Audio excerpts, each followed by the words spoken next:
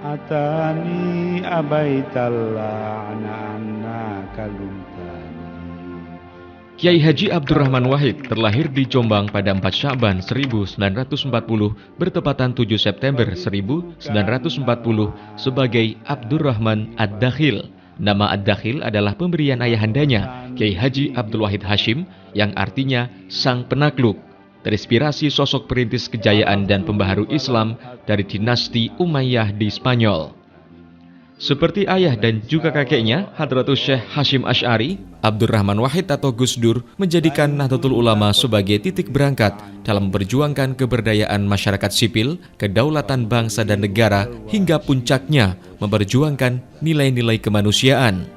Melalui Nahdlatul Ulama pula, Gus Dur membuktikan sebagai seorang kiai dengan kedalaman ilmu pesantren yang dimilikinya, Gus Dur mampu tampil menjadi pemimpin dan guru bangsa bagi Indonesia yang bineka. Ya, Gus Dur adalah kiai pesantren. Bahkan ia mulai membangun Nahdlatul Ulama dari pesantren. Baginya, pesantren adalah NU kecil dan NU adalah pesantren besar. Fungsi tafaquh fiddin atau penanaman nilai-nilai luhur keagamaan adalah jati diri pesantren yang tak boleh luntur. Namun Gus Dur tak ingin pesantren hanya jago kandang. Ia mulai memperkenalkan cakrawala peradaban di luaran sana. Di saat yang sama, Gus Dur mempromosikan akan tingginya nilai tradisi, dalamnya keilmuan, serta bijaknya para kiai dan kaum santri dalam membina masyarakat menghadapi dinamika kehidupan. Jadilah Gus Dur jendela baru peradaban bagi pesantren. Awal tahun 1970-an, organisasi Nahdlatul Ulama sedang terjerat sistem politik kepartaian rezim Orde Baru di bawah pimpinan Presiden Soeharto. Nahdlatul Ulama yang dalam isyarah Syekhona Khalil Bangkalan adalah tongkat Nabi Musa melawan culasnya rekayasa dan kelaliman Fir'aun. Tiba-tiba tak berkutik di bawah langgam dan ritme permainan kekuasaan Orde Baru. Kebesaran Nahdlatul Ulama tereliminir menjadi bagian kecil sebuah partai politik yang tak berdaya. Lebih dari satu dasawarsa, situasi pelik itu bergelayut hingga muncul kesadaran dan keberanian para kiai bijak bestari bersama serombongan anak muda yang mencari jalan keluar, mengembalikan Nahdlatul Ulama ke jati dirinya semula. Para kiai itu ada nama Kiai As'ad Syamsul Arifin, Kiai Ahmad Siddiq, Kiai Mahrus Ali, Kiai Ali Maksum, dan sejumlah pribadi teladan lainnya. Di kalangan mudanya, Gus Dur adalah sang komandan, bersama Fahmi Saifuddin Zuhri, Mustafa Bisri, dan sejumlah nama lainnya. Dipimpin Gus Dur, anak-anak muda itu tak lelah membeber peta, mengais data, mencari model, menggali intisari perjalanan sejarah khidmah Nahdlatul Ulama, hingga diperoleh sebuah kesadaran kunci. Tongkat Nabi Musa, Nahdlatul Ulama itu harus dikembalikan ke tangan para ulama. Nahdlatul Ulama harus kembali kepada garis atau khitah didirikannya pada tahun 1926. Gagasan itu pun dirumuskan, diketik rapi, diajukan sebagai ketetapan penting dalam Musyawarah Nasional Alim Ulama tahun 1983 dan dikuatkan sebagai keputusan Muktamar ke-27 Nahdlatul Ulama di Pondok Pesantren Salafiyah Syafi'iyah Sukorejo Situbondo tahun 1984. Keputusan itu adalah Nahdlatul Ulama kembali ke Khitoh 1926. Khitah Nahdlatul Ulama adalah tonggak penting dari perjalanan sejarah NU di era pasca generasi pendiri.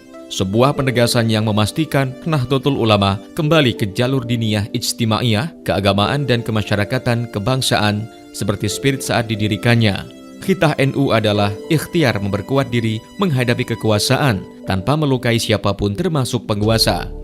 Karena khitah NU adalah penegasan kembali landasan berpikir, bersikap dan bertindak warga Nahdlatul Ulama yang harus dicerminkan dalam tingkah laku perseorangan maupun organisasi serta dalam setiap proses pengambilan keputusan.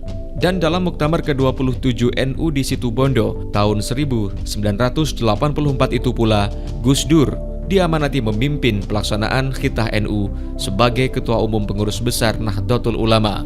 Dalam kepengurusan sebelumnya, antara 1979 hingga 1984, Gus Dur adalah Khatib Suriah. Saat Rois Suriahnya adalah sang kakek, Kiai Haji Bisri Syansuri. Secara perlahan dan pasti, Gus Dur mulai mengejawantahkan garis-garis besar perjuangan NU, seperti termaktub dalam Khitah NU, menempatkan ulama sebagai pemegang tampuk kepemimpinan tertinggi, mendudukkan secara benar relasi antara agama dan negara, memastikan NU menyatukan diri dalam perjuangan bangsa, menjunjung tinggi Pancasila sebagai dasar negara dan NKRI sebagai sesuatu yang final. Gus Dur juga menata kembali ikhtiar dan arah kegiatan NU dalam melakukan perbaikan, perubahan dan pembaharuan masyarakat, terutama dengan mendorong swadaya masyarakat sendiri. Sejumlah lembaga baru di tubuh Nahdlatul Ulama dibentuk, lembaga perekonomian dan lembaga pengembangan pertanian, lembaga kemaslahatan keluarga, lembaga kajian dan pengembangan sumber daya manusia Lakpesdam, dan sejumlah lainnya. Gus Dur menganggap penting anak muda. Baginya, anak muda adalah masa depan. Ia banyak melakukan persemaian, dan tanaman-tanaman itu telah tumbuh subur dan kini telah berbuah lebat, menjadi para gugusan generasi baru, penggerak pemberdayaan dan pencerahan bagi masyarakat luas. Gus Dur pun menjadi penggerak utama kekuatan Nahdlatul Ulama. Di saat bersamaan, Gus Dur menjadi harapan pengayoman bagi warga negara yang ditimpa ketidakadilan negara. Bersama NU, Gus Dur berani berhadapan dengan otoritarianisme dan militerisme penguasa. Ketegangan antara pemerintah dengan Gus Dur dan NU pun tak terelakkan. Penguasa mulai gerah dengan kepemimpinan Gus Dur di NU. Muktamar ke-28 NU di Krapyak, Yogyakarta berhasil digelar nyaris tanpa gangguan, namun tidak dengan Muktamar ke-29 NU di Cipasung, Jawa Barat di tahun 1994. Penguasa di bawah Presiden Soeharto terang-terangan menghendaki Gus Dur lengser. Namun semakin ditekan, semakin kuat ikatan cinta warga NU pada Gus Dur. Operasi intelijen menurunkan Gus Dur di Muktamar NU di Cipasung berhasil dipukul mundur. Walau terus diganggu melalui berbagai sandi operasi intelijen, Gus Dur terus memimpin NU dan berhasil membawa jamiah ini selamat melewati krisis moneter, krisis ekonomi, berlanjut krisis politik yang berujung dilengserkannya Soeharto dari tampuk presiden oleh gelombang reformasi. Atas berkat rahmat Allah serta keistiqomahan dalam perjuangan, pada sidang umum MPR hasil pemilihan umum 1999, Gus Dur terpilih menjadi Presiden keempat Republik Indonesia. Dan melalui Muktamar ke-30 NU di Pondok Pesantren Lirboyo Kediri pada tahun 1999, Gus Dur mengakhiri 3 periode masa hikmahnya sebagai Ketua Umum Pengurus Besar Nahdlatul Ulama dengan serangkaian capaian kemajuan, pemberdayaan, dan pembaharuan di Nahdlatul Ulama yang tak bisa terbantahkan. Untuk memastikan keberlanjutan NU pasca kepemimpinan Gus Dur, Muktamar Lirboyo memandatkan agar NU secara masif melakukan penataan bangunan kelembagaan, institutional building, agar NU lebih modern secara manajemen dan organisasi di saat arah dan posisinya sudah on the track dan di tengah pusaran peradaban. Tahun ini, Nahdlatul Ulama akan berusia 1 abad. Situasi dan tantangan NU di abad kedua tentu berbeda dengan ketika NU dilahirkan 100 tahun lalu. Bahkan berbeda dengan saat 15 tahun dipimpin Gus Dur. Pengurus besar Nahdlatul Ulama saat ini menghadapi peradaban global multipolar. Kalau dengan pembaharuannya, Gus Dur telah membawa NU dari pinggiran ke tengah-tengah peradaban bangsa Indonesia, saatnya kini Nahdlatul Ulama mampu meneguhkan perannya di kancah peradaban global.